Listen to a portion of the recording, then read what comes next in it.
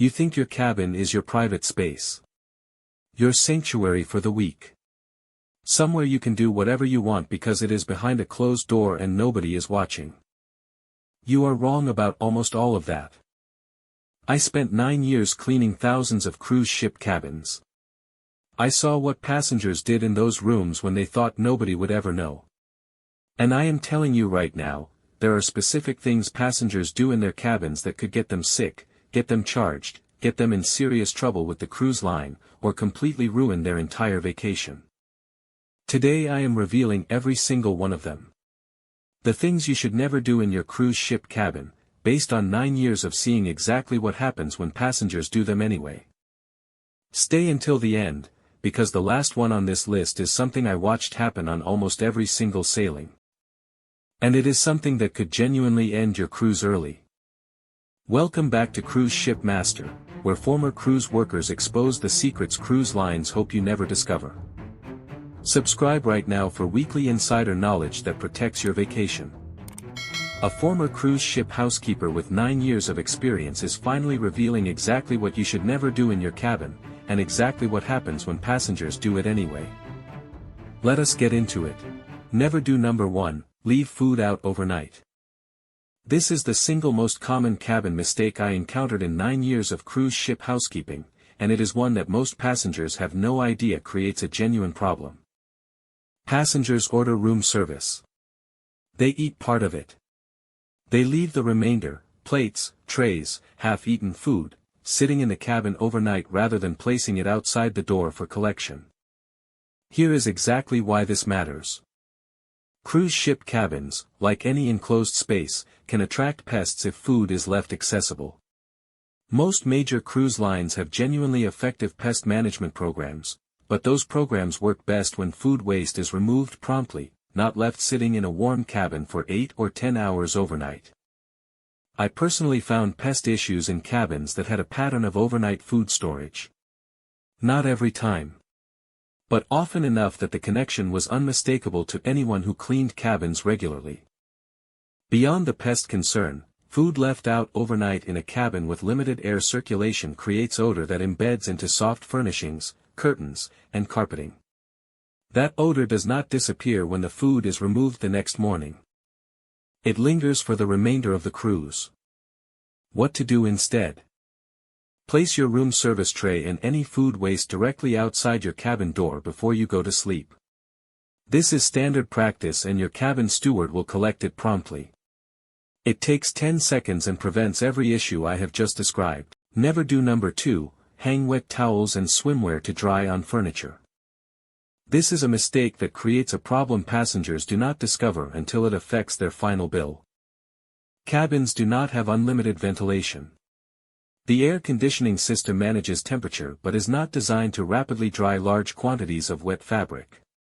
When passengers drape wet swimwear and towels over furniture, lamp shades, or bedside surfaces to dry, the moisture transfers into those surfaces.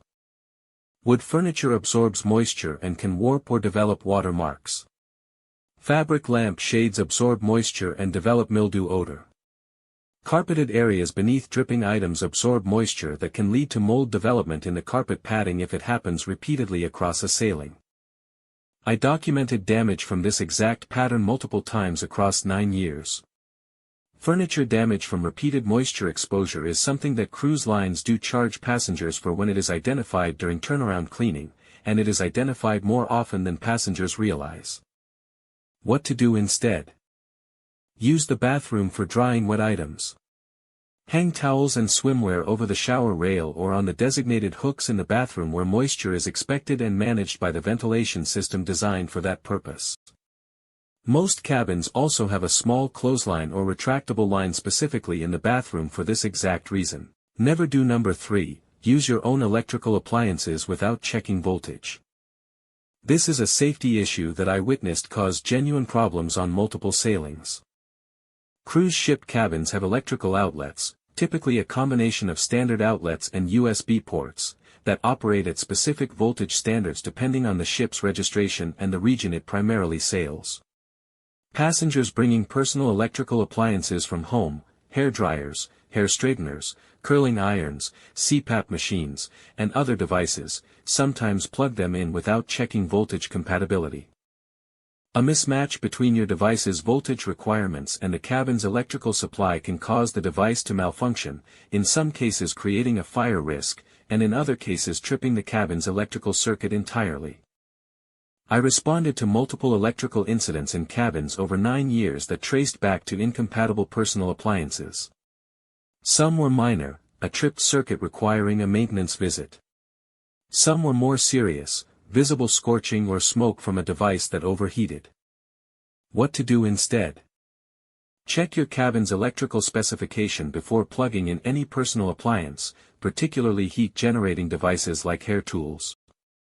Most cruise ships provide a hair dryer in the cabin already calibrated for the ship's electrical system. Use that rather than your own. If you must bring a specific device, a CPAP machine for example, contact the cruise line in advance to confirm voltage compatibility and request any adapter needed. Never do number 4, smoke or vape inside your cabin. This is one of the most serious items on this list, and one that has direct financial and safety consequences that most passengers underestimate. Every major cruise line has a strict no smoking and no vaping policy inside cabins, including on private balconies in most cases. This is not a minor house rule. It is a safety regulation connected to the ship's fire detection and suppression systems. Cruise ship cabins are equipped with smoke detection systems connected to the ship's central fire monitoring system. When smoke or vapor is detected, even from a cigarette or vape device rather than a genuine fire, it triggers an alert that the ship's safety team must respond to and investigate. Here is what most passengers do not know about the consequences. Cruise lines that detect smoking or vaping in a cabin typically apply a cleaning fee that can range from $250 to $500, charged directly to the passenger's account. This is not a discretionary fee that depends on staff judgment. It is a standard policy applied whenever smoke or vapor residue is detected during cabin servicing, or whenever the smoke detection system is triggered. Beyond the financial penalty, I personally witnessed situations where repeated violations resulted in passengers being disembarked at the next port at their own expense. This is not common, but it is a genuine consequence that cruise lines reserve the right to apply. What to do instead? Use the designated smoking areas on the open decks. Every major cruise ship has them. If you vape, the same designated areas typically apply. The 5-minute walk to a designated area is significantly less costly than the alternative. Never do number 5, ignore the safe and leave valuables in the open. This is a mistake driven by the assumption that a cruise ship cabin is a uniquely secure environment. It is reasonably secure. It is not invulnerable.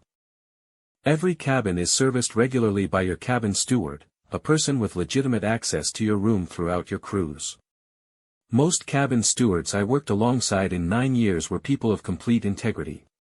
But the reality of any environment where multiple people have legitimate access to a space is that valuables left in the open are simply more exposed than valuables that are secured.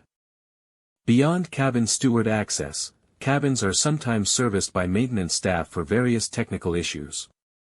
Each of these visits is another point where items left in the open are visible and accessible to someone other than the passenger. I am not suggesting that theft is common on cruise ships. In my experience it is genuinely rare, and cruise lines take any reported incident extremely seriously. I am suggesting that the safe in your cabin exists for a reason and using it costs you nothing. What to do instead? Use your cabin safe for passports, significant cash, jewelry, and any electronics you are not actively using. This takes 30 seconds at the start of your cruise and provides genuine peace of mind for the remainder of the sailing. Never do number 6, block or disable the smoke detector. I want to address this specifically because I encountered it more often than most passengers would expect, and because the consequences when something goes wrong are genuinely severe.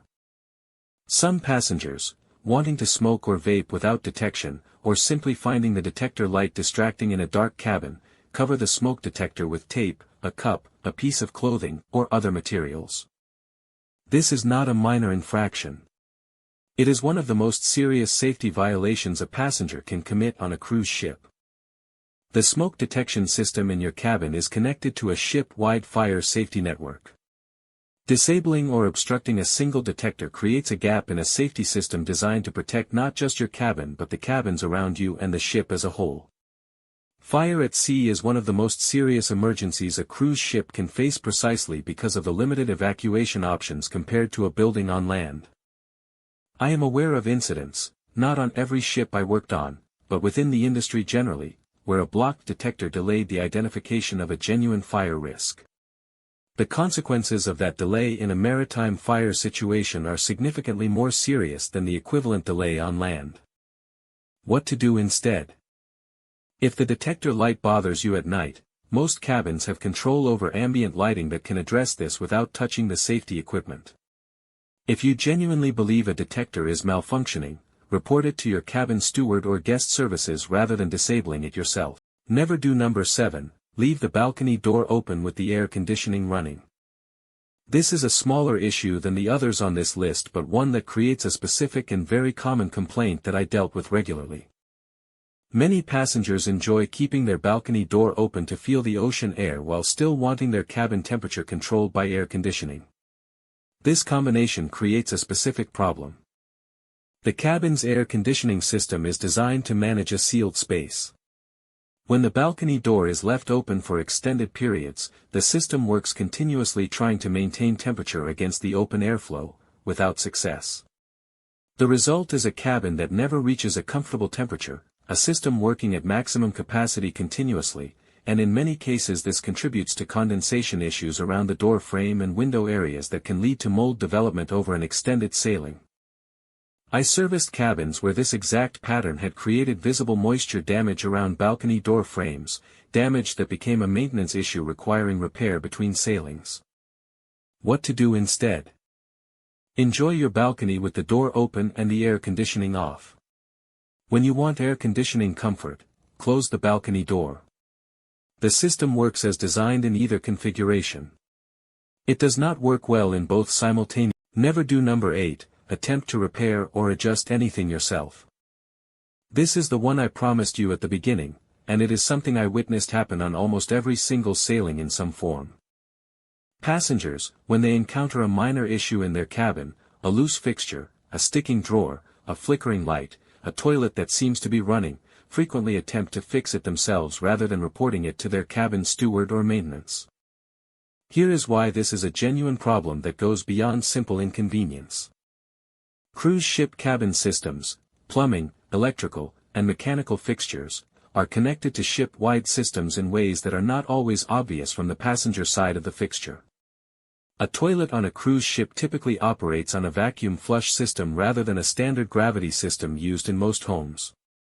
This system is significantly more sensitive to interference than a standard toilet. I responded to numerous incidents across 9 years where a passenger's attempt to fix what seemed like a simple toilet issue resulted in a significant plumbing malfunction, sometimes affecting not just their cabin but adjacent cabins connected to the same system line.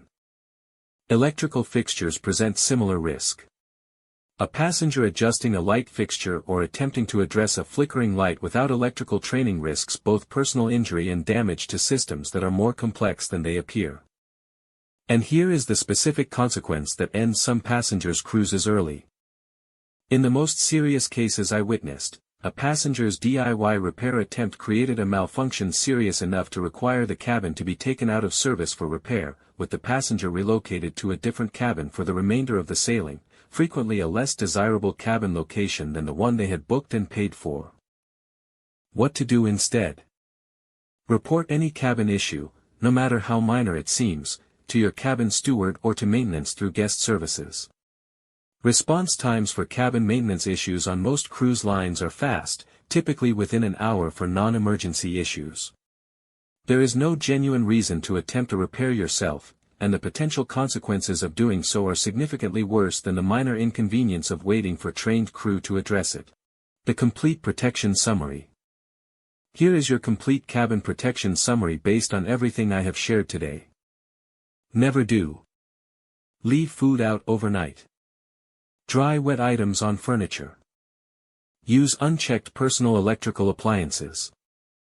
Smoke or vape inside the cabin. Leave valuables outside the safe. Block or disable the smoke detector. Run air conditioning with balcony open. Attempt your own repairs. Always do instead. Place food trays outside the door. Use the bathroom for drying items.